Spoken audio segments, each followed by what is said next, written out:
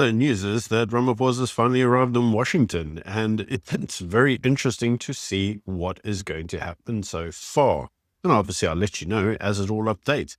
But Rasool, the moron that he is, the guy that was the ambassador that got kicked out of the United States for being a tool.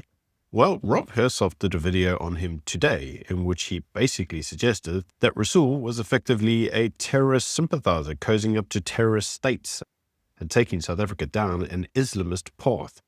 Now, the reason that becomes interesting is that speaking in Toronto at a convention of the Muslim Association of Canada, he discussed the South African position to Donald Trump and the United States. And he said that actually South Africa needs to make it clear that we're not compromising our case against Israel with the ICJ, that there's no basis for land confiscation, and that these matters require explanation and not withdrawals. And this is exactly what I've said for a very long time. If South Africa thinks it's going to go to the United States and redress everything, in other words, put it in a different guise and say, actually, what you think it is not exactly what it is.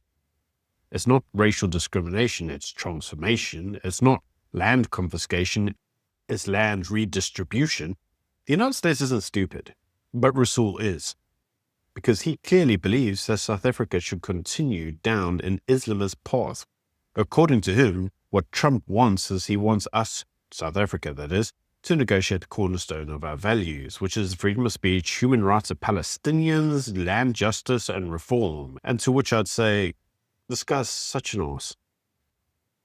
In any case, a person who's not as much of an arse as Rasool is Thabo Mbeki, and Thabo Mbeki has noted that actually the real issues here appear to be mineral rights to South Africa, with South Africa giving too much of its chrome to China, meaning that the US wants in on South Africa's minerals.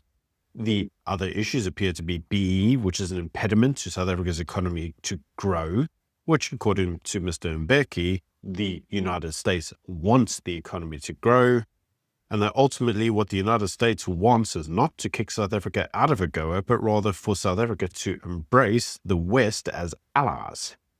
All this with the news that apparently South Africa, just before meeting Donald Trump, has offered Elon Musk a deal with Starlink in order to smooth over the relationship with the South African government and, well, Musk, who's been instrumental in the South African government getting a little bit of a hiding. So it's very interesting that they've now told Elon that actually he doesn't need BEE and that they'll make a plan. So this may show you that the whole BE facade is, well, falling apart. Let me know what you think in the comments.